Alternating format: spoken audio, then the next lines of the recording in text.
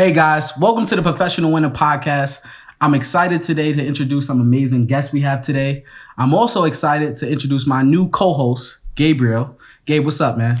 You know, just another day.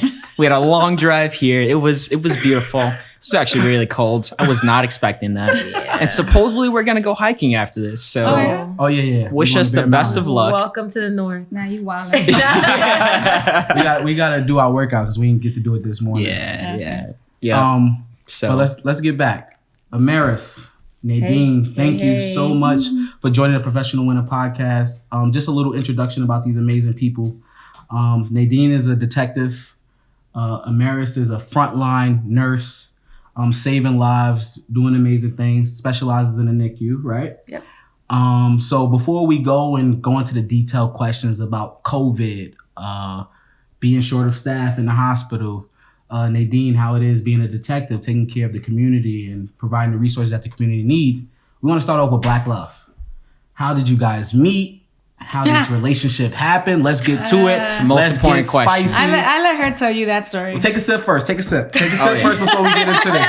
But take a sip. We always, on the podcast, we always have to highlight Black Love, what you guys are doing. So before we get serious and give the community what they want, the mic is yours. You want me to tell the story? Hell yeah, because, first of all, there's a 12-year difference, right? What? I didn't know that. Health is wealth. Yeah. Whoa. There's a 12-year difference, and everyone automatically assumes that I was like this, cradle snatcher. You know what I mean? It's like, oh, damn, you cradle snatch. I'm like, it wasn't me. It was this one over here. I was definitely the pursuer. She was aggressive. She was the aggressor. I had never went hard on somebody like that, ever in my life. A guy, another girl. I had dated guys before her. I had never actually pursued someone. Can we get an example of what pursuing is like that? I was persistent. So we had known each other for years before. I met her through my mom. They played softball together. And then I started playing softball with them. Had known her for years. My mom would watch her kids. And yeah, I have two. Yeah, we have two kids. And that's another story. And I just realized, I told my best friend one year, this is the year before I even told her, I was like, I think I'm attracted to Nadine. I think I like her. My best friend was like, for real? She got a girl. I'm like, I'm not trying to do anything. I just think I like her. And the next year we both had we were both in a really bad breakup at the same time. Mm-hmm. And just kind of started chatting on the side. And I realized I genuinely liked her. I was genuinely attracted to her. And she was like, nah, you're Iris's daughter.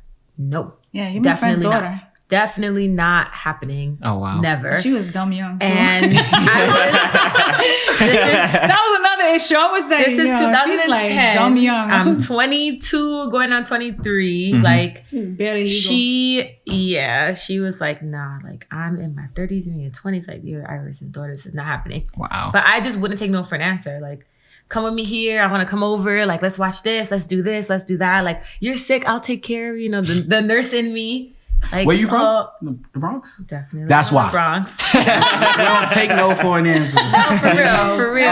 All right. And I'm glad that I was as persistent as I was. I didn't realize why I was being so persistent. I didn't know that it was going to lead to us eventually getting married and having all of this and having this life that we have together. But I'm glad that I was that persistent, because otherwise, if it was up to her, we would not be here.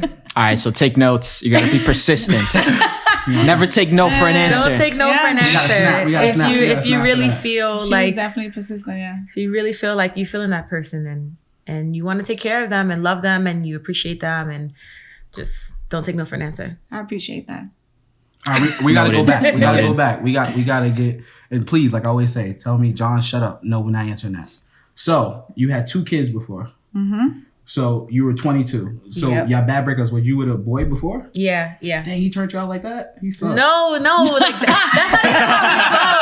That's everybody's question. Who was it that made you, hate guys? And it wasn't even like that. I had dated another girl before her, but nobody really knew about it because I was in high school. So I was super on the low with that, which I guess my family's gonna find out now. Okay. No, but that's a good question. So was Nadine making you feel comfortable? What allowed you to express yourself? Because I know your mom they were at the wedding and everything. So what was it that made you feel comfortable saying that this is who I am? I am with Nadine. Oh, well, we snuck around for a while though. In the beginning, yeah. It didn't come out right away. We snuck around for a while. Okay. Yeah, for a few months. While she was trying to tell me no, like, oh, we can never hang out again. Like, we can't do this. No. And then we hung out again. How long did it take until you both were official?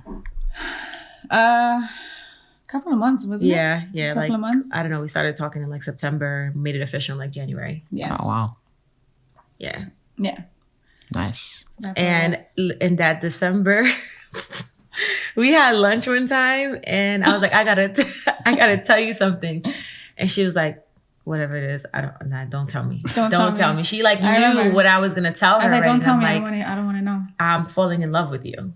Like that was 3 months in. Yeah. And she did it. She wasn't trying to hear. She's like, nah, this cannot be happening. Basically, Dang. I guess neither of us knew like where this was gonna go. Yeah. I almost got goosebumps. That was like, Now, you know I talk a lot. Y'all got I know. Is this a Netflix doc? Oh man. Yeah. Nah, that's amazing. I mean, yeah, and my kids at the time were young. Yeah. Maya was 2. A year? 2 years old. She was, I think, 4. 4. She was born in 03. So and this is 2010. So she's 7. She was 7. she was 7 at the time. Okay. Yeah, I met you guys when she was 2. She was so I had 2. already known Yeah. her and her kids for years. Yeah. Before that. That's what I was thinking. Yeah. Yeah. Yeah. I mean, basically just helped me raise my kids.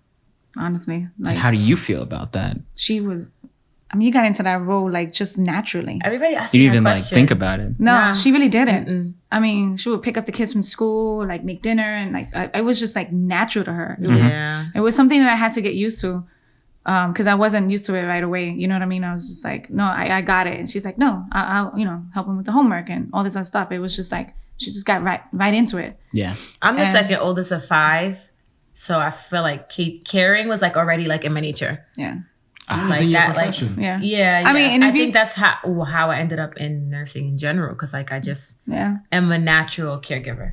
And if you talk Nice. to my kids, I mean, they'll say like I got 2 moms. Yeah. My son, he's like, yeah, my mom and like my mom, my own mom. Dope. So like, Yeah, Yo, that's having 2 crazy. moms is kind of dope. So I don't. Yeah, for real. So that's Yo, how. this is awesome. So let's get straight into it. Yes, let's do You this. said nursing, caregiver. Explain it to us. Take us through the day-to-day as a nurse. It's different the way it is now than what it was pre-pandemic. She's I could just amazing say at it, I that. can I tell could you just say that. that. I actually wanted to be a surgeon when I was younger. Like I used to be weird and like blood, and when people would get hurt, I'd be like, "Oh, let me see." I used to watch like ER and like 911 with my mom when I was little. Like I liked hospitals. I was very weird when I was younger. I always wanted to see what was happening behind the doors. And I wanted to be a surgeon, and my guidance counselor in high school was like, look, you should go into nursing. Like, don't incur all that medical debt. Like, try it, see if you like it, and then you could be like a nurse anesthetist and make like as much as a doctor after a few years. And I'm like, okay, I'm down for that. Went into nursing. I went into nursing school at 17 years old. Wow. I was a baby. Did my 4 years, got my bachelor's, and became a NICU nurse like right out of college. I was 21 years old and became a neonatal ICU nurse, like making $80,000 a year back in 2009. Like, so you were like just spending that money, like making it rain on anything and everything. I was at the time, Marc Jacob bags are big. I guess they still are. Yes. I was like We buying had, Marc like, Jacob 2 or 3 bags and of them stuff. when I But I was first met also her. helping my parents with their bills at the same time. Yeah. Like, and I actually left home because I was like, I can't take care of you guys like this, like all the time. Yeah. But I definitely helped them out a lot when I was first home, but I also wanted to be like on my own. But being able to like a lot of new grads, like new nurses don't get to go straight into the ICU. Like back then, like 13 years ago, like, you were not, that was unheard of. So I had a huge opportunity being able to go into the NICU, like as a new grad, as a new nurse. And I was able to, I wound up loving it. And I was supposed to only do nursing for 2 years and then become a nurse anesthetist and make all this money. But I loved the babies. I loved taking care of the sick babies. Like I loved taking care of them and their families. And that's what we do on a day-to-day. Walk into work, we see whatever like sick baby or babies that we have to take care of. Even if the baby's like getting ready to go home the next day, you're still taking care of that baby. You're teaching that family how to take care of their baby. Sometimes it's a new family. You have never taken care of a kid before, and they're like, how do I do this? And they're like, the dads are always afraid, and they're like, I don't want to break them. And it's like it's really cool to see these families like grow and to be able to take care of them. I love it. It's not always positive. We don't, not all of our babies survive. I've had to deal with death at a very early age. I was 21 years old in neonatal ICU. I had to deal with like everything that came with it. And I still love it. I've been doing it for 13 years. I still love it. That's awesome. Awesome. So we're going to segue into Nadine. Well, I'm just here so I won't get fined. Detective Nadine. Are you allowed to say anything? I'm just here so I won't get fined. So Detect. What's up? Is that even an abbreviation for it? I don't think so. It's a new one. For you it is if you want it. Detect. It's all good. Nah, tell us the path. Being a police officer to becoming a detective. Even like the reason why. Yeah. Honestly, I got into the career at a late age. I just made the age requirement for it. I think when I applied for it, I was like 34 going on 35. So then don't try to do the math. This don't make sense. So I was like, I'm trying to. Wait, how old are you again? I thought you was anyway. younger than that, but all right. Yeah, appreciate that. Thank you. So and I was in a completely different field. I was working in psychiatry. I was a recreation therapist for a good amount of years, for about 13 years, and I was working in a inpatient hospital setting as well. So. They were downsizing at the time, people were getting like laid off and stuff. And I needed to like find something that's more stable, right? That's going to have like good benefits and so forth. And someone had brought it up to me. It's like, the city jobs, there's always like, tests and stuff for like all types of city jobs. Yeah. Like, you should, apply for this, NYPD, they're hiring, you can take the test. And I was like, well, I don't know. I'm kind of like, old. I might be too late. They're like, no, if you take the test before you hit the age requirement, then you're fine.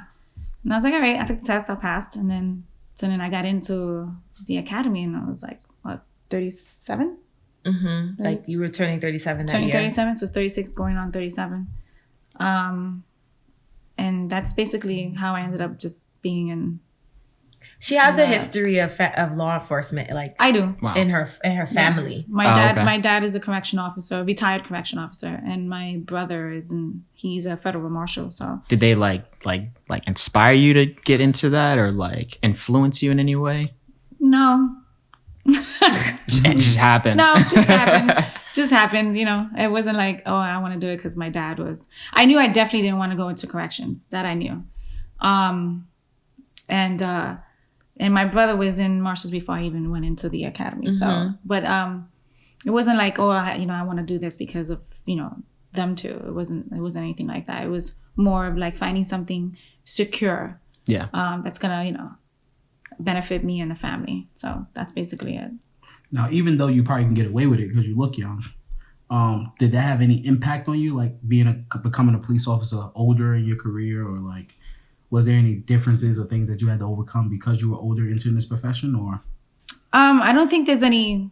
No, I think it was better for me that I entered this profession at an older age because I'm more mature. Mm-hmm. I think in this profession, I think you have to have a certain level of maturity to be able to deal with a lot of things. So I think that was helpful for me. When I got into it, you know what I mean? It's like, you're able to sort of like process things more, differently, and you're more patient. You have all these other past life experiences that you can sort of like, use while you're in that profession, that will benefit you. I think if I would have went into that career a lot younger, I don't think it would have been the best. She also has like with her history working with psych patients, like it also she has a different type of perspective. We were talking about perspective earlier. I do. I see things she differently. has a different type of perspective than like someone who doesn't have that kind of background. Yeah. Or that age or that level of maturity. Like, do you think you're like very accepting of things, or you like, you know, take the time to process before you like, you know, obviously act on? I think I do, but sometimes I don't. But I think I do. Yeah, I think it has a lot to do with, you know, the maturity level. Yeah, yeah, it's helpful. So.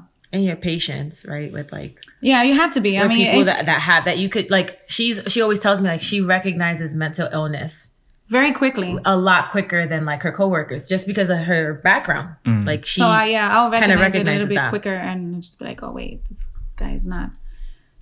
He's not all up there. Let's try to approach it differently. You know, and I think, but that has a lot to do again with what I did in the past. So I've had a lot of like experience dealing with, you know, with the mentally ill, very acute, you know, mentally ill people too at that, like very sick. So that helped me a lot in what I do. Now back to you guys' relationship. You guys both have highly stressful jobs. You both see trauma, death probably on a daily basis. How does that affect you guys internally? Like, what are your conversations like after a long day of work? Like, how do you guys balance that? Do you even talk about your days? Do you just like want to talk about something else completely different? We talk about it. We talk about it, which I think helps. It helps. I think it strengthens our relationship. I think initially it was hard for me, though. I think initially it was hard for me to talk about the things that I experienced. It was hard for her to talk about anything. Yeah, it's hard for me to talk about that. She was a brick wall, a complete brick wall in the beginning. I ain't gonna let you get away with that. Why? Oh, let's dive in. Why? Why? It's just hard for me. It's just hard for me to talk about real like emotions and thoughts. I always feel like I feel like what I think is not appropriate. So I don't say anything. And then when I do say something, somebody's feelings is hurt. It's like, oh shit, you shouldn't have said that. Well, bitch, don't fucking ask me then. Like, if you don't want me to tell you, then no. Like, I had to, and again, it took experience and practice and how, you know, when you can say what you need to say without being so, you know, abrupt or, you know, so forward. You know what I mean? You can sort of word things differently where it doesn't seem so harsh. So offensive. Or so offensive. Because I can offend the shit out of somebody in a second and not even realize it, you know, a lot of the time. Not intentionally, just like saying what comes to her mind. You know? And so you're very honest. You tend to be. Yeah. Yeah, brutally. kind of. I think I have that issue too. But what's even more interesting, and I see this a lot, my brother works in psych.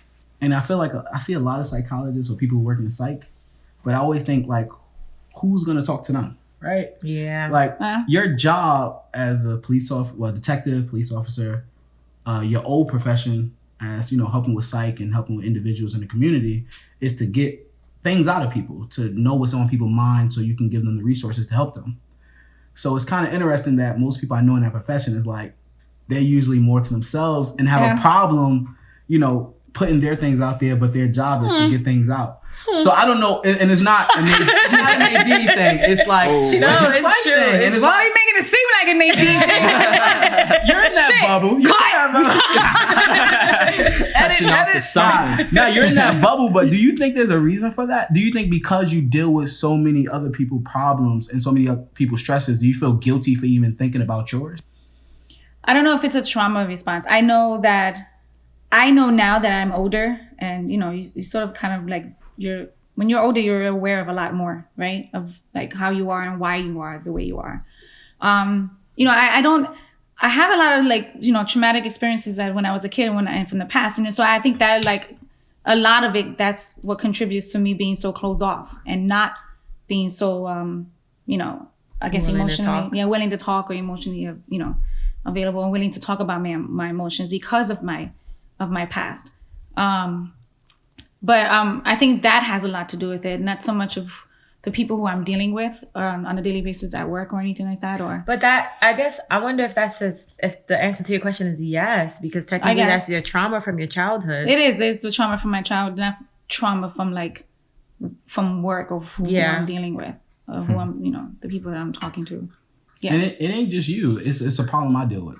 Mm-hmm. I don't know about you, Amaris, but you know, we work in a field where we take care of a lot of people. We're always taking in people's problems. So like you guys both work in trauma, but for like me and my wife, it's very hard. My wife is like, why don't you talk about work?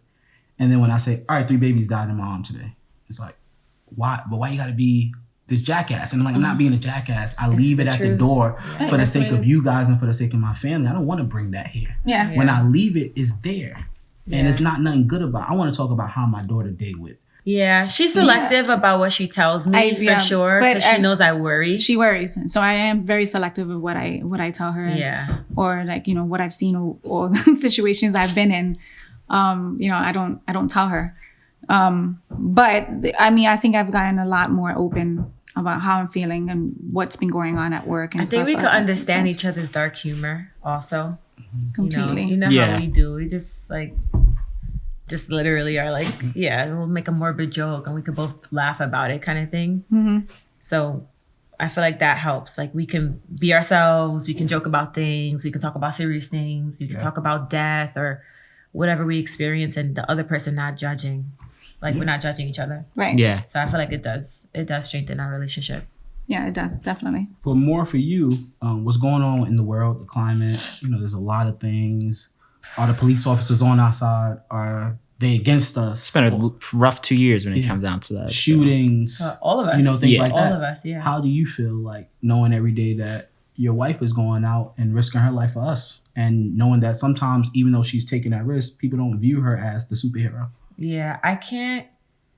Neither of us think of each other as like a superhero or ourselves. I think of you as a superhero. No, you're both definitely superheroes. That was adorable. Let's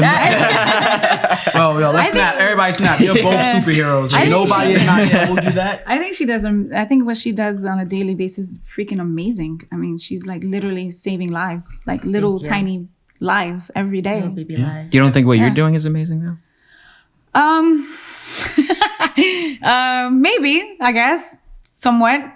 I don't know. Sometimes I don't feel like it. I have to tell you. I gotta say it. I love this quote. Kanye West. Don't look at me funny, y'all. I love Kanye. I love Kanye too. I love old Kanye. But I was watching the documentary, and his mother told him, when a giant looks in the mirror, they don't see a giant. And both of you guys just did that to yourself. Yeah. You saved babies for. I've been honored to see you in action. I know what you can do. You save people for a living. Sometimes nurses and what you do it better at the people who have much more years of experience than us doctors. The things you do, how well-versed you guys are in every aspect. Like me, I only focus on the lungs. You have to know everything. What's going on, a little bit of my job, a little bit of his job, a little bit of her job. You're a superhero. For you to go out and risk your life, especially as a Black officer, now a detective, in certain environments and communities that we grow up with, you are a superhero. Again, it goes back to trauma. We don't really see, like, there's people, Gabe may say, John, like, I don't know how you do this, how you balance this business, this. And to me, I'm like, it's nothing, and it's like, nah, it is something. But, sometimes when you're doing things and you're living this life, you just say, this is just who I am, this is what I'm part. Yeah. But there are so many people that are looking at you guys like, wow. And that's the reason we're talking to you guys today, because you are superheroes and you deserve your flowers. And without a doubt, I know I can't be in the hospital at all. I would be terrified. Yeah. He tells me stories. I'm just like, it's hard. It's different. But that mindset that you both have it's beautiful. Going back to your question, I don't think about it that much. I try not to worry too much about her being out in the streets. Thankfully, now that she's a detective, she's like more. She goes out, but she's more like doing a lot of office work and a lot of paperwork. So I don't have to worry about her being like in the streets, like standing out there on the corner somewhere as much as I did before.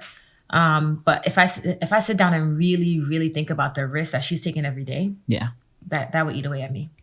Okay, so how do you manage your stress? Besides having each other on your own, like how would you manage that stress? You had a long, crazy day. She's still at work. You come home, or is she still at work? Same thing. So, I mean, I literally come home. I watch funny movies. I veg out on the couch. The gym. Hang out with my family. I go to the gym. Like that's. Yeah, go to the gym. I she feel like dead squat more than me and you, Gabe. I seen it.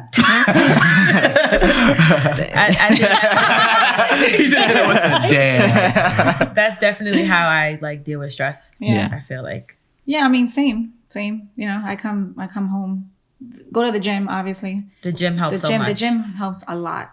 Cause then you have the rest of your busy day, and then after work you're so exhausted from the gym and the busy day that all you want to do is just come home and just relax and just veg out. Yeah. Watch a mindless, I don't know, TV show or something.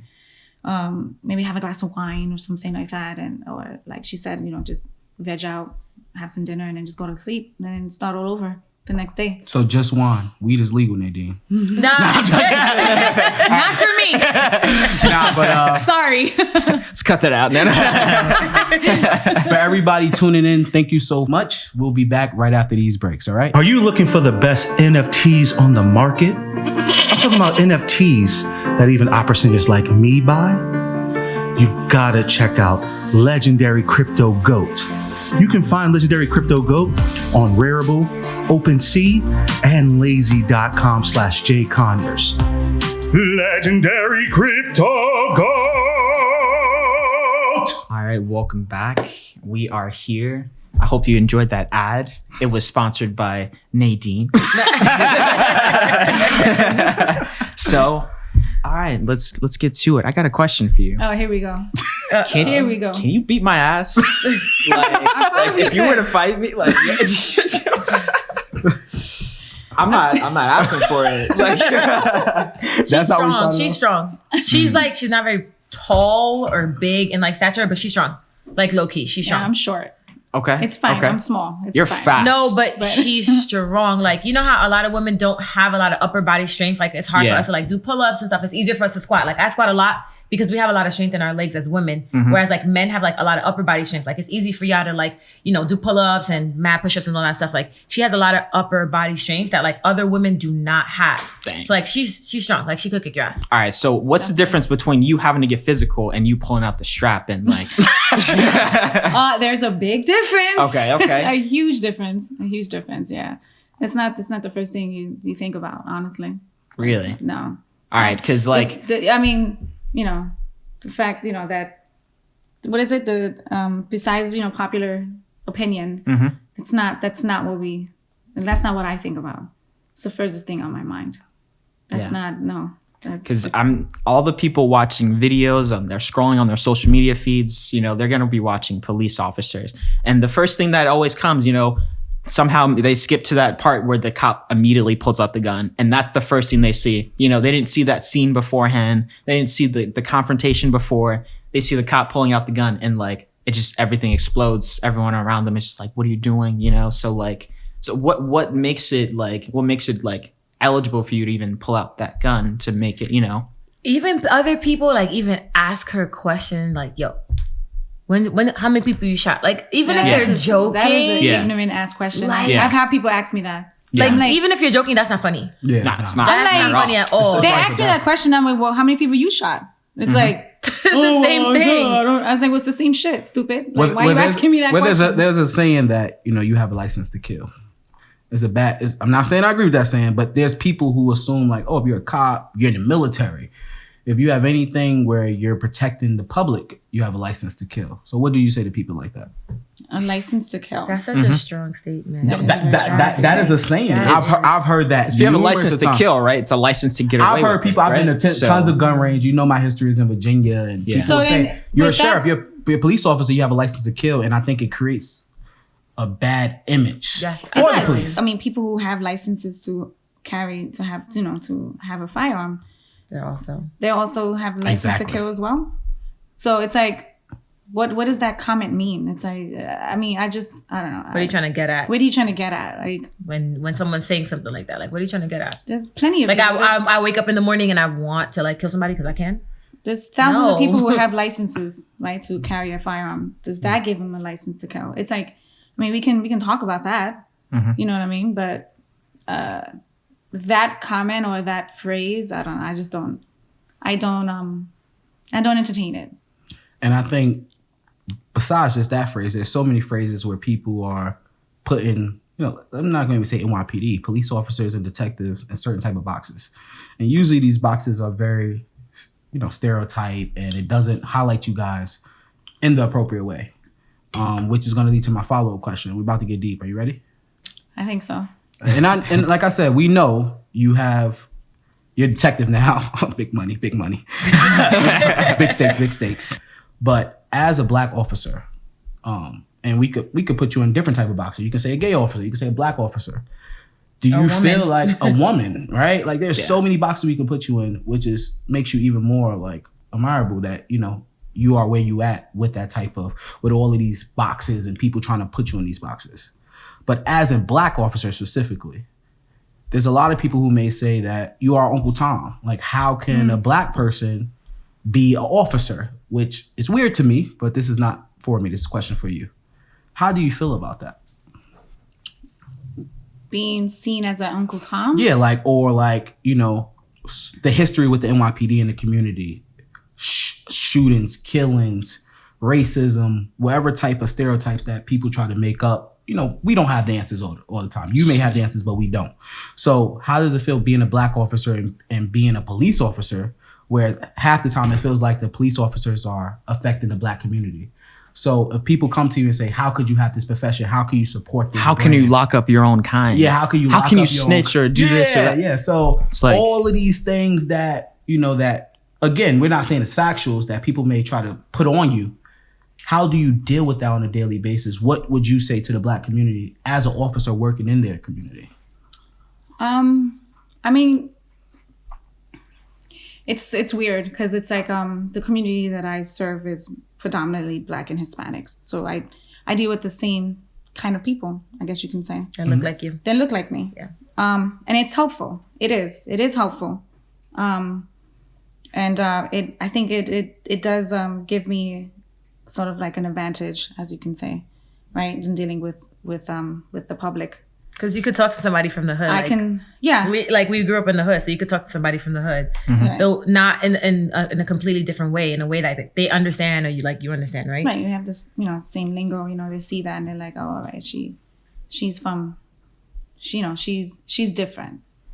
Also, I mean, on the flip side of that too, it's like, I mean, especially given what's going on these days, you know what I mean, like law enforcement and so forth, and we're not the most popular people these days. Yeah. It doesn't matter what color skin I am, right? I'm wearing that uniform. And so it's not then the color of my skin doesn't matter anymore. It's what I'm wearing. It's what I represent. It's who I represent. I think that's what I work with, work against. You know, okay, so who do you represent when you go to work? What do you feel like you represent? I represent the community. I represent the people who look like me. And I try to help people, and that's what I do. Like law-abiding citizens, you mean? Yeah, and I help, you know, victims get justice, and that is my main goal. You know what I mean? That's what I do, and that's you know what I do, and I put in 10, 12, 14-hour days because I'm working on trying to help these people find justice. You know what I'm saying? Just, you know, help these people, you know, find the person who robbed them or, you know, took their, you know, hurt them in some way and so forth. That's what I do. Do you feel like as a detective now, since you're not wearing that uniform, do people look at you different, or are you able to kind of hide that identity more? Not to say that you want to hide that identity, but because you're more in a detective role, is it different between being on the streets and being? I think it's different. I feel like it's different. Yeah. Okay. I think they respect you more. I think I'm received differently. Their perception. I think their perception is different. Yeah. It's different. It is, and I feel it, and I notice and feel the difference because they see I've been on both. You know, they see the uniform. Yeah, I've worn the uniform, and now I'm doing this, and so I know the difference, and I can see it. I mean, does it bother me? It kind of does. It does bother me. How can You're still the same person at the I'm end still of the day. Yeah, I'm still the same person. How can I change that? I don't know, honestly.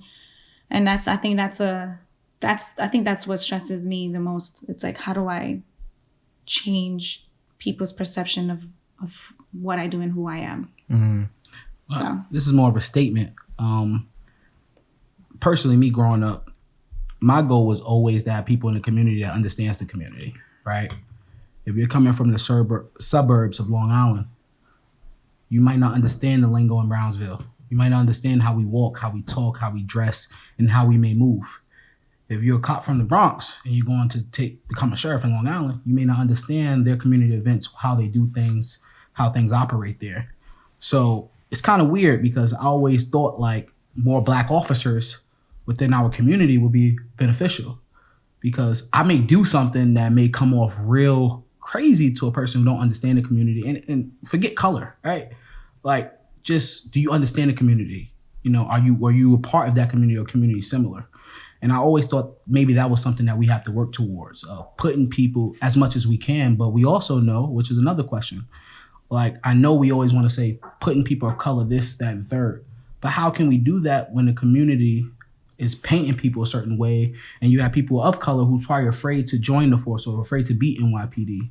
So how do we work as a community? How do we stop these stereotypes? How do we go out and help our community to prevent some of these things that are occurring?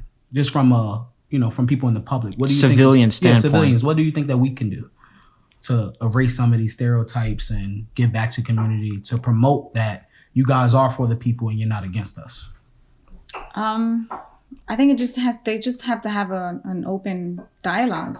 And they need to have some grace. I feel like the community needs to have a little bit of grace for them because... Well, yeah, but I mean, it's hard. I mean, you're asking a lot of a community that's been, they dealt with, certain situations and certain things for a very long time. It's kind of hard to change that mindset, right?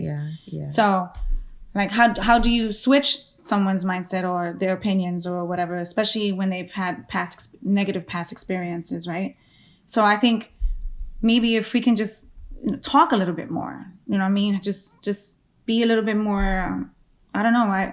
I wish I knew the answer. I'm like, I really wish I could sit here and tell you, I think this is what needs to be done, because I really don't know. I mean, and especially with these days with social media and stuff, it's like social media is the devil, man. Everything is sensationalized. Everything it is. I tell her all the time. I'm like, fuck, what the hell? What is going on here? It's like everything goes viral. Everything goes viral, and then it's one video, and then it's one negative thing after another, and then people feed off of that. It's like no one wants to watch a video of like puppies and kittens, right? No one gives a fuck about that. Mm-hmm. But if someone shoots another person, or if someone's stabbing another person, the shit goes viral, and it's like, oh, look at this, and it gets sent. Trauma porn. Yeah, and it gets sent to this person, and all of a sudden there's like millions of views, and it's like, why? Like, why are we? You know what I mean? Like, I think if we have this platform, I think it should be used positively in a more different sort of way, as opposed to just focusing on so much negativity and so much violence. You know what I mean? We all know that shit happens. We all know that violent things happen on a daily basis. You know what I'm saying? What we don't see enough of is like positive things happening. Exactly. Things that are happening in the community that makes a difference. There's so many people in the community that they're doing such great things, and no one knows about it because no one is filming it. And it's not, and no one's putting it on YouTube, and no one's putting it on Instagram because no one fucking cares, because what they care about is, homie over here talking about, so-and-so and there's beef with this one, there's beef with that one. And, and all this, like gruesome, like violence and stuff like that. Mm-hmm. And that's what people want. That's what people want to see. And then that's what's being shown. And it's like shock value, like the news. That's for sure. All they show is just shock value, like to scare people, and it's frustrating. It's very frustrating. It's so frustrating. It's the hardest thing, You try to be positive the entire life, but you're surrounded by negative. So how is that? Everyone, if you ever ask them that question, do you want your glass half empty or half full? Everyone will always say half full. But in reality, all those people are always looking at life with a half empty perspective. Exactly. Yeah. So it's just like, how do you change that? It's easier for you to do. It's easier for you to do because you're always in that environment. Right. But for someone who's doing something a little bit more like, less like aggressive or just not aggressive or less, you're seeing like life, like death every single day. It's just like easier for them to just like, to take a step back and look at it from like, like have a perspective where they're like just easily being very judgy without looking at both sides of the story. Yeah. It all comes down to perspective though. Always about perspective. They have like police officers, and I can't speak for them, but it's snowing. Sorry, guys. Oh my God, it's snowing, by the way. Y'all going hiking in the snow. All right, so you heard it here. We're going hiking in the snow. Sorry, that just like really distracted me. But I was saying like police officers have their own perspective. Civilians and like us as like in the community have our own perspective of what they do, what they don't do, what they should be doing, what they shouldn't be doing. But then also like everything is about perspective. Like even when COVID first hit, I was working in the neonatal ICU. Mm-hmm. I felt so far removed. I work in a hospital. Yeah. I work in a hospital a few floors away from where there were COVID patients. And this is like, I'm talking about March of 2020, the beginning. Mm-hmm. I felt so far removed working in the neonatal ICU because we didn't really have COVID patients in our NICU right away. We eventually had like a bunch of babies that we thought were COVID positive or like were born from a COVID positive mom, so forth. But I felt so far, I'm just saying, like, I felt so far removed and I was that close. So I can only imagine people in the community, how far removed they felt, or like people in the Midwest where they weren't seeing what was happening in New York, and how we had trailers of bodies lining, like building up, lining up outside of our hospitals. Like if I felt so far removed and I saw I walk past the trailers every day when going to my car full of dead people, like how would somebody in Minnesota feel when, like how more removed would they feel or were they feeling at the time? So like it goes back to perspective because there were so many, all those people like COVID isn't real. Yeah, people still to this day think that it's a hoax. Like I drive by a sign every day on the FDR that says COVID is a hoax. Huge. And I'm just like, how do you really think that? But it's all about perspective because they're just so far removed.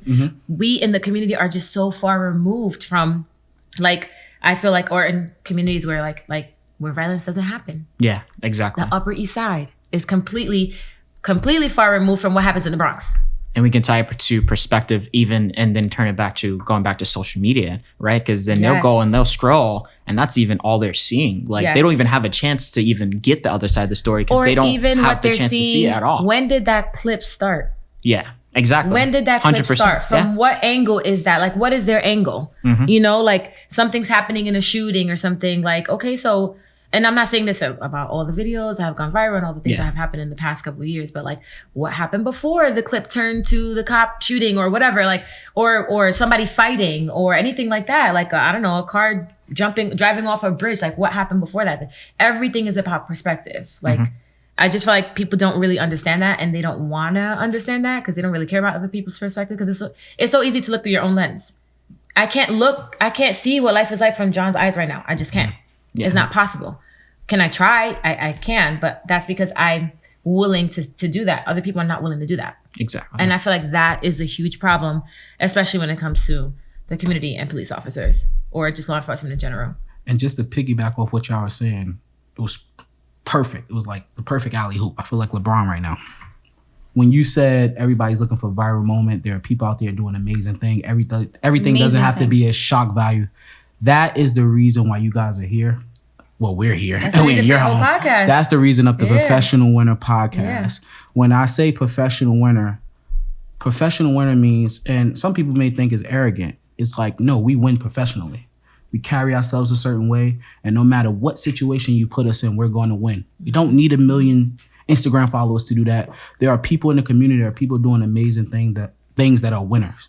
I expect this to be the most boring podcast ever. I'm never going to sit there and do something crazy for a like, for a view. I hope that one day when I'm no longer here, people will dig into this podcast and say, these were pick them up. Come on.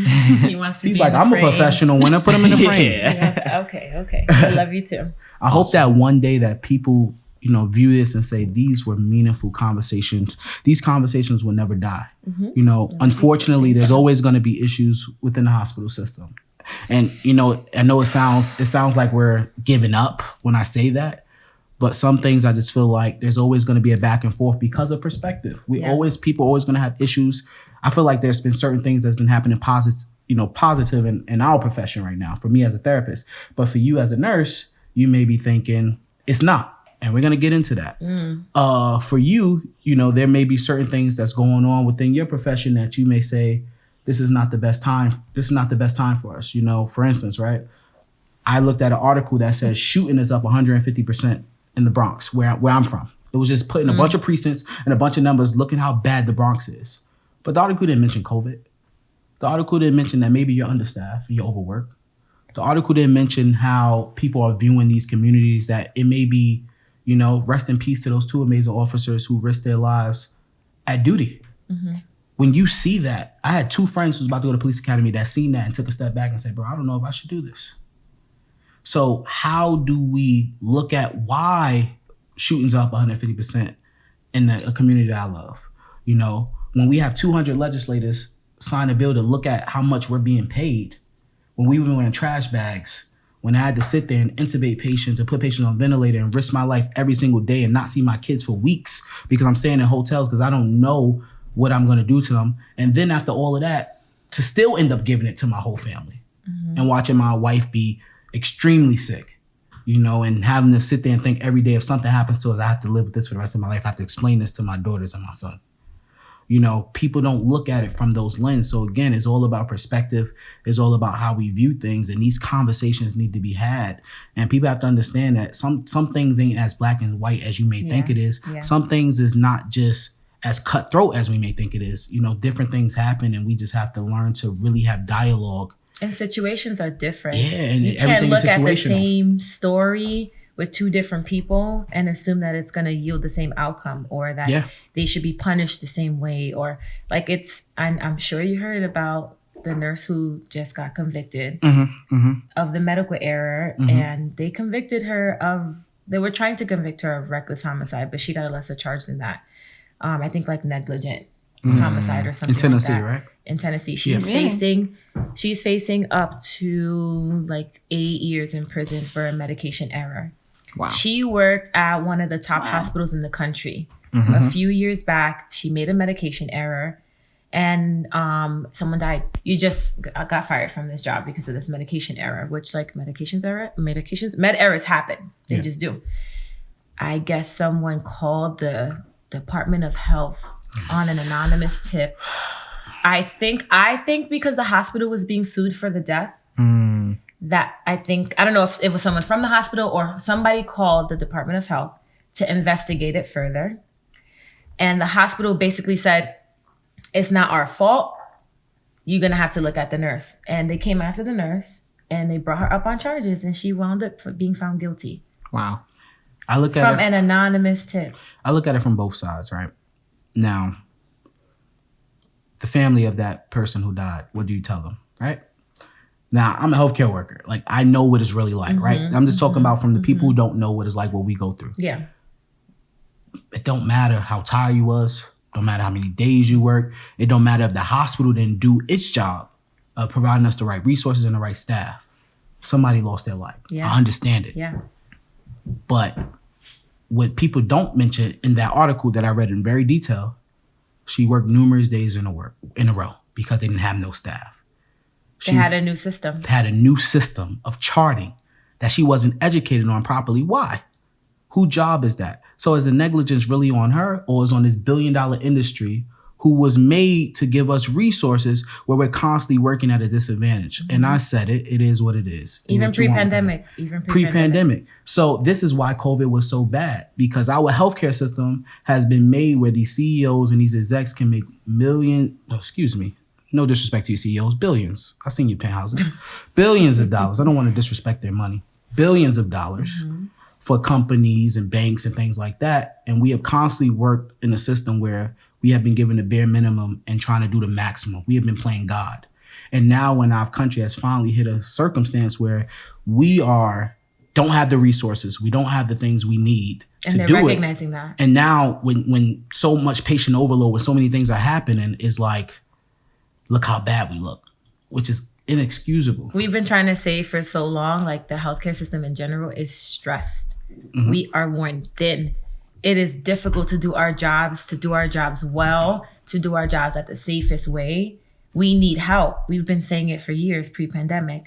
And now is when they're realizing, oh, wow, the healthcare system is really like genuinely stretched thin. Like they're having a difficult time. And it's been like that for but a it's while, been like that. Right? We've been screaming it at the top of our lungs. And like, even now, like they're all they care about is money. They're trying to cap and the only reason salaries. why I know that aspect of what that's like, because she gets home or even when she's at work and she's like, she'll text me. She's like, oh my God, honey, it is a fucking zoo here.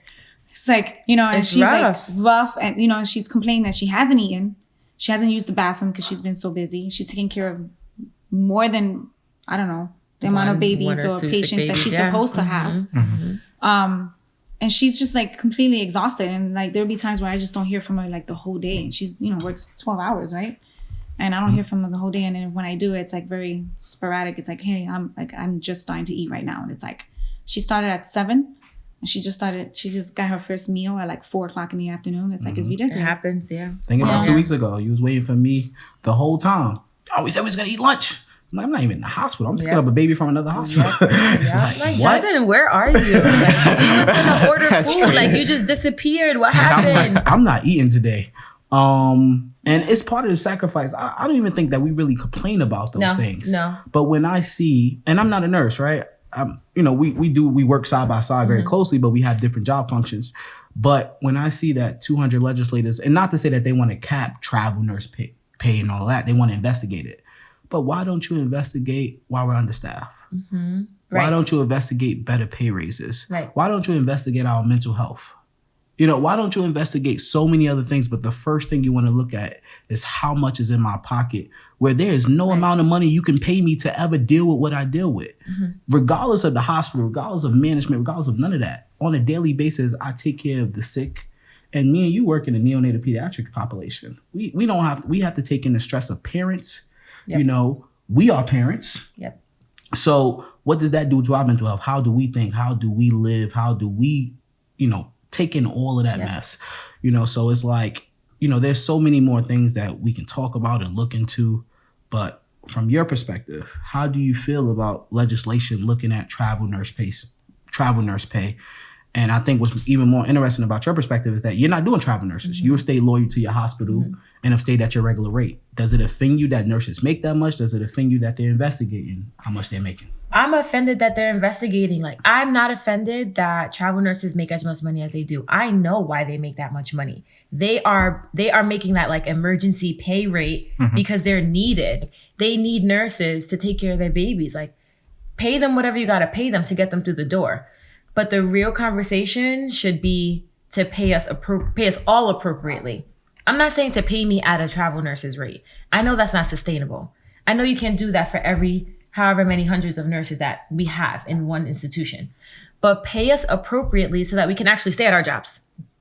Yeah. Give us the appropriate staffing so that we're not super stretched thin. We're not super stressed. And they're like, you know what? I'm leaving this place. I'm going to go pay the travel nurse pay rate because of the stress I got to deal with. I don't have to stay here for this. I can make 2 times this in a week working as a traveler nurse.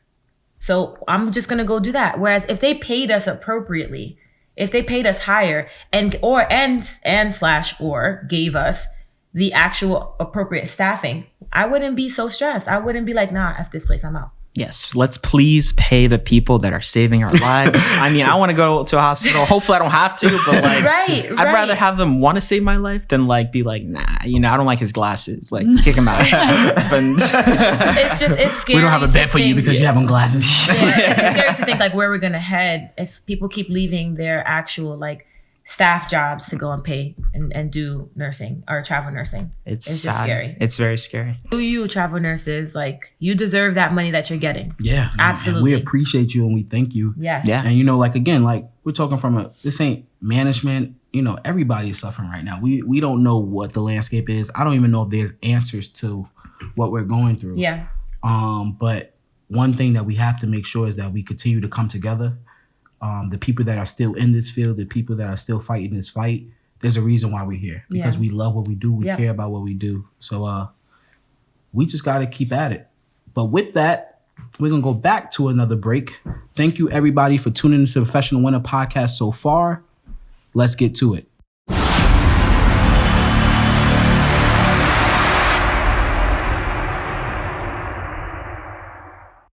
Welcome back to the Professional Winner podcast. We've been having a great conversation so far. How you guys feeling, ladies? Great. Pretty great, yeah. All right. I think that's contrary. I just like how you guys feeling, ladies, guys and ladies. It's all good. We don't worry about it. Guys is cancel culture. This is the last episode of the podcast is over. Oh, man. Superheroes, we should say, right? Superheroes. Nah, that's a lie. Superheroes. I don't know how I feel about that. Y'all should have wore the capes today. Should have had on capes for the podcast. That's too much. Wind blowing. Oh, man. All right, Gabe, lead us back into it. What's up? Well, I feel like, it's different for me because like the three of you, I'm sitting next to all three of you and like you all come from a different like perspective and you all literally deal with life and death every day. And it's, for me, I'm just like, I don't want to ever be in the hospital. And like, you know, I mean, maybe I'll try to save a life, but like, you know, I'm not going to jump in front of a bullet for anyone, you know? It's just like, something that like, I got things to do. I got a family. If you're about to be hurt, do not rely on Gabe. He's telling you right now. I'll try, but you know, I'll push someone else first. However, I mean, it's beautiful to see that. And I really feel like both of you are like someone to look up to, like very inspirational. Like, thank you. You know, if I were to have a daughter one day, like I'd be like, go and spend like some time with her, like learn as much as you can, because like she's been through the most. And like, honestly, for me, I'm just like, it's a lot. Like, you know, I'm pretty sure you have stories that you've lived through, things that you've seen. And like, for me, dealing with that, it's just like I don't even know how, you know? Well, let me say this, Gabe. So accordingly to like other podcasts I've seen and just looking at things that, you know, history and how the world view women, that's a bad thing, you know? Maybe you shouldn't be high value women. You know, men don't like that, supposedly. It's not coming from Jonathan, you know, these are just things I'm seeing out there. So as high value women. 1 second, what is a high value woman? Yeah, what is that? A high value woman. As opposed to just... Not my opinion, all right? High value woman, from what I've seen out there, somebody gonna clip this and put me on a short and say, this is what he thinks a high value woman. But it's all good. A high value woman is, I guess, somebody who makes 6 figures, who, you know, can work 5 days a week, take care of the kids by themselves, do the laundry, cook, all these things that I guess she don't need no man. She don't need no man. And since you don't need no man and you're doing great in your life, you are intimidating to men, which is weird to me. But again, this is for you guys. So as high value women, according to that definition, what do you say about that?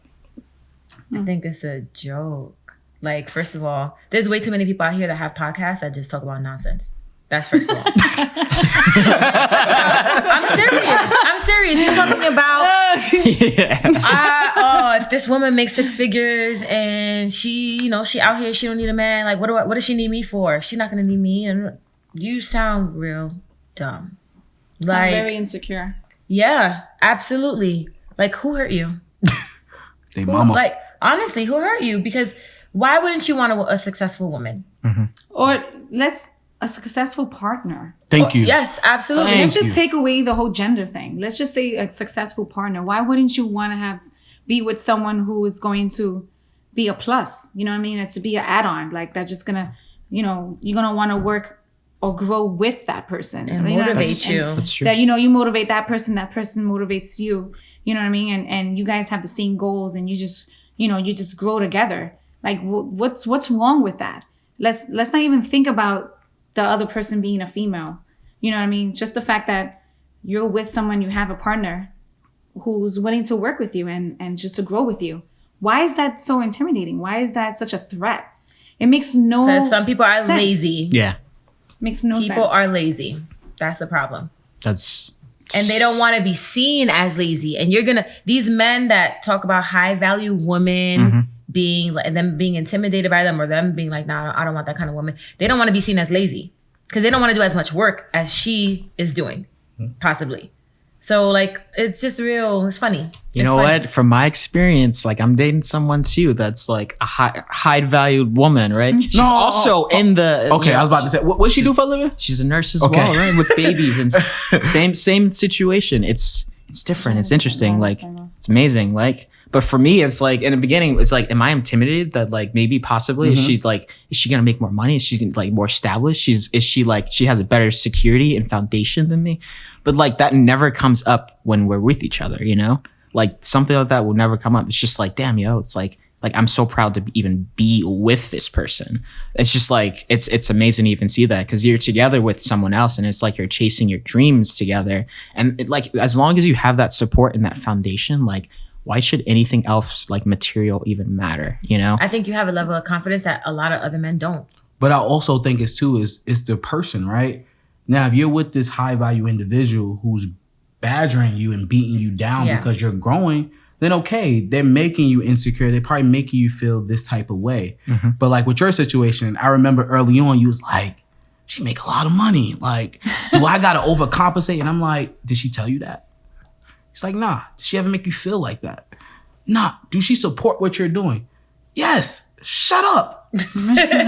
You're causing problems that are unnecessary. Yeah. Exactly. Now, if you're with a partner every day and they look at you like, going to the NICU. Oh, what are you doing? Like, now I understand why you feel insecure. Now I understand why you may put this person in that box. Oh, it's okay. He said, I'm a high value dog. He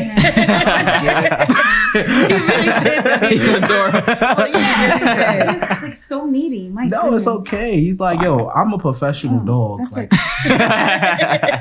like, but if you're with this individual who's putting you in that type of situation, it's okay to feel insecure in that moment, but that doesn't speak for everybody. Yeah. So a lot of times why I see these things happen on certain podcasts and There's certain too many individuals, generalizations. they're generalizing whole circumstances. Like I've been in situations in the hospital, in business, where it's like, oh, this rubbed me the wrong way. But I don't take that over to the next situation, the next patient, the next business venture. We have to learn to understand that things happen with certain people and in certain circumstances. Yeah.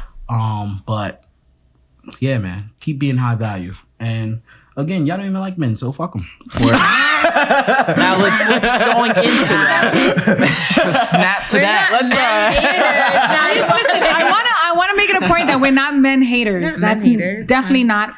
I mean, I have a son, obviously, so like for me to even say that is like it's wrong, right? I'm raised a man, right? Yeah. Man, boy. Not really. He's 22. 22 years old. He's always gonna be a boy to her. He's always gonna be my baby boy, right? So it's like for me to even say that, like or to even think that people think that I'm a man hater is like it's way off. It's definitely not. That's another stereotype. It's definitely stereotype. And that's another beautiful thing. This camera, even though they shoot in 4K, I can see y'all loving 8K. And that's what it's about. No, for real, that's what it's about. I know, right? Yo, sign me. No, but that's what it's about, man. It's about genuine love. It's about I'm gonna kill him. He's all right. It's about genuine love. It's about really coming together and highlighting that. I don't care if the person's purple, green, blue. Like if you have love, if you guys are together, if you're one, that's all that matters.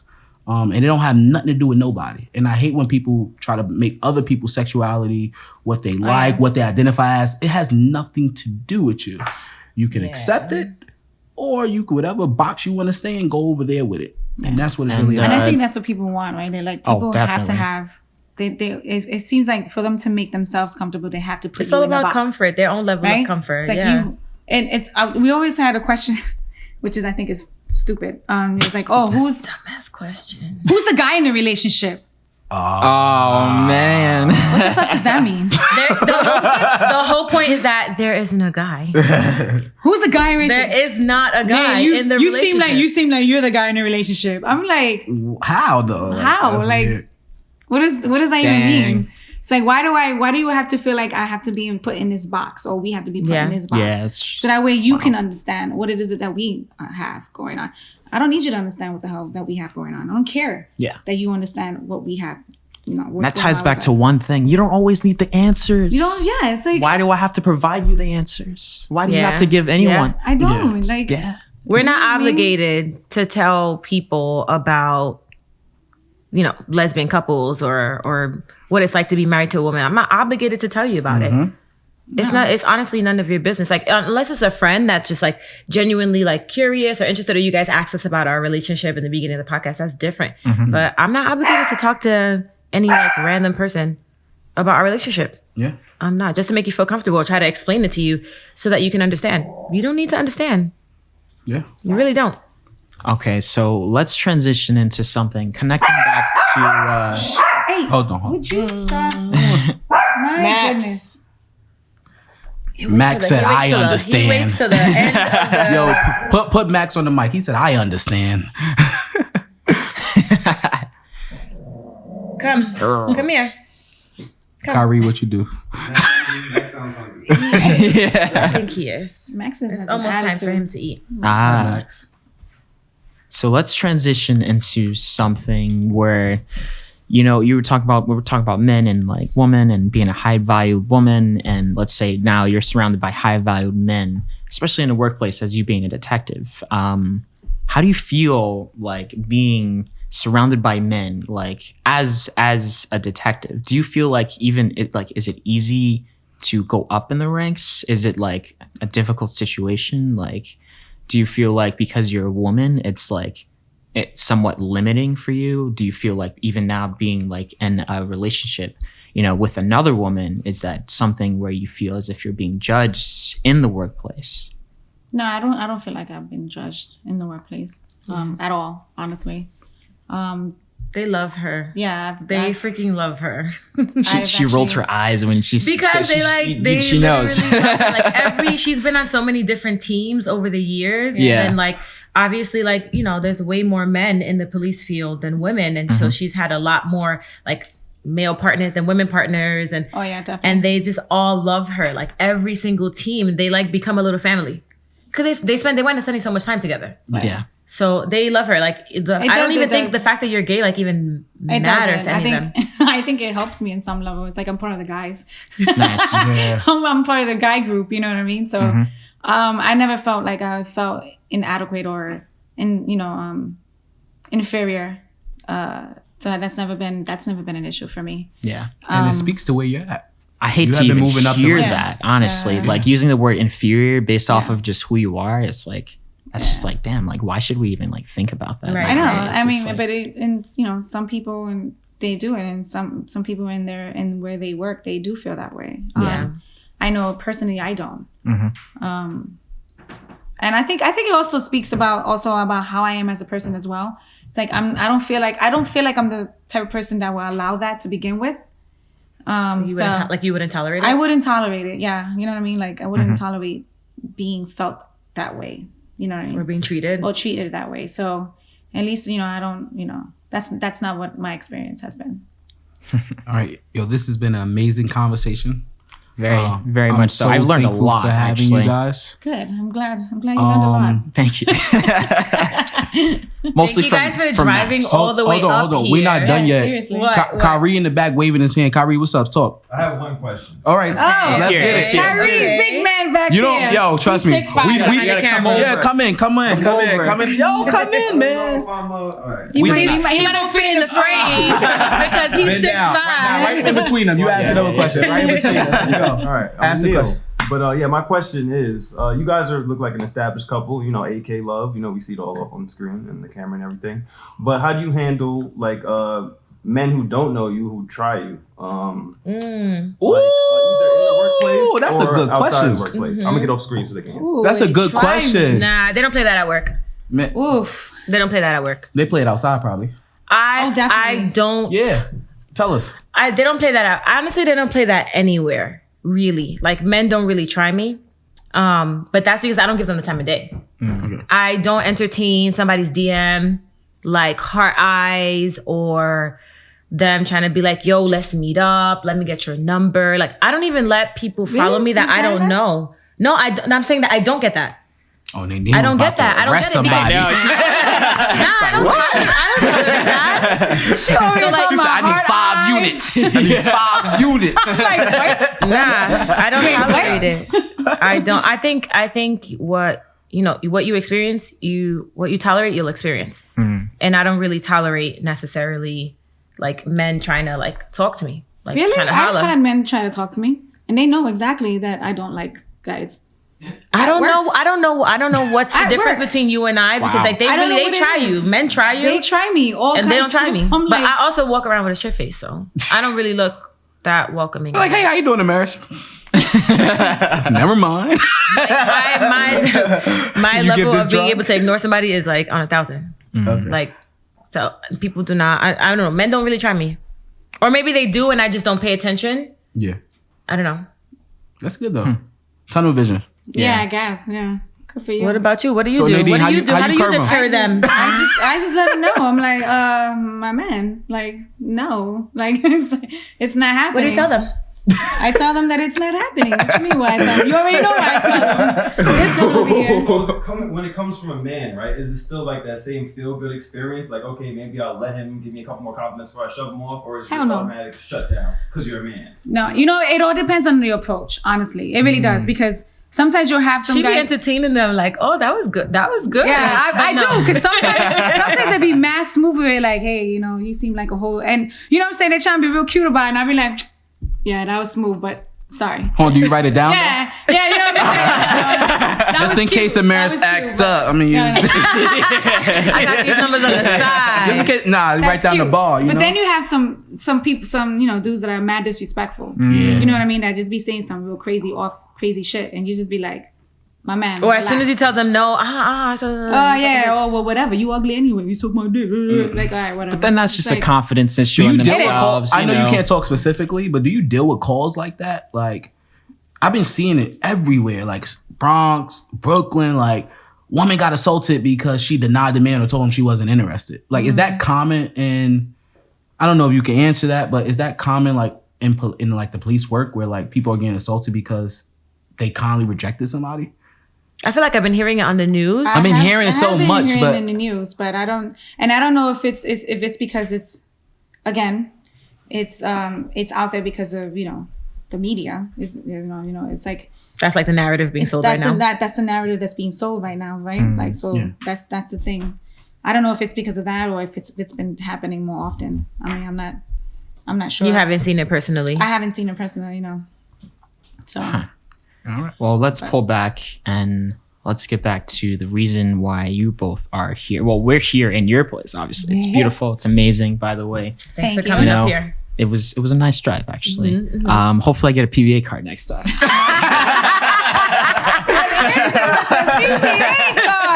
The way he be driving, he need one. I used to work for the UN, so I'll tell you that off camera. You got hired in a PBA card. You don't have no issue. All right, so what does being a professional winner mean to the both of you? And whoever wants to start first, of course. I'll go. I think a professional winner is somebody who's really, really good at their job. Somebody who really genuinely cares about the work that they do. Someone who's trying to make a difference. Someone who's genuine. Jonathan is like one of the most genuine people I've ever met, which is the only reason why I said yes to this podcast in the first place. Because I'm not going to sit here and talk with some random person that just like tossed out their ass. Like, Jonathan is genuinely about like a genuine person. He genuinely wants to know about people. When he asks a question, it's not just to talk. It's because he genuinely wants to know the answer. And like, he sits there and listens. Like, he's actively listening. So I think as I would consider myself a professional winner because I try my best. I work hard. I'm genuine. I really like love what I do. And anybody who asks me, like, I just have really good work ethic. Like, how I work. Thanks to my parents. Honestly, my parents, like, I gotta work as hard as Amaris. Yes. Jonathan, I need you. Can you please come over? He'd be like, aye, sis, I'll be right there. But I think just anyone who's like willing to work hard, anyone who's like trying their hardest at their job, who is genuine, who genuinely cares, I think is a professional winner, honestly. And anything that you do. Yeah, I piggyback that actually. I think you have to be a go-getter. You know what I mean? You have to love what you're doing, like she said, and be a hard worker. I think it has a lot to do with just not being lazy and just, doing what you have to do. And not giving up. And because there's so many obstacles that you can face. Right. Like setting those goals through. And actually just going for them, you know what I mean? And just being driven. I think that's what that's what makes means. A professional winner. Professional winner, yeah. You never lose until you stop. That's right. Yep. Never lose until you stop. And find love along the way. Exactly. Love. That's luck. That's luck right there. I can't teach you about love that. Is Sorry. All. Love is all. Yeah. But again, we need more of it in the world. Yeah. We really Definitely do. Yeah, Definitely. absolutely. Thank you so much for coming on the platform. We appreciate you guys. Thank you everybody who's tuning in. Thank you to all the professional winners. We love you guys. Hope you enjoyed this episode. We are out. Peace. Awesome.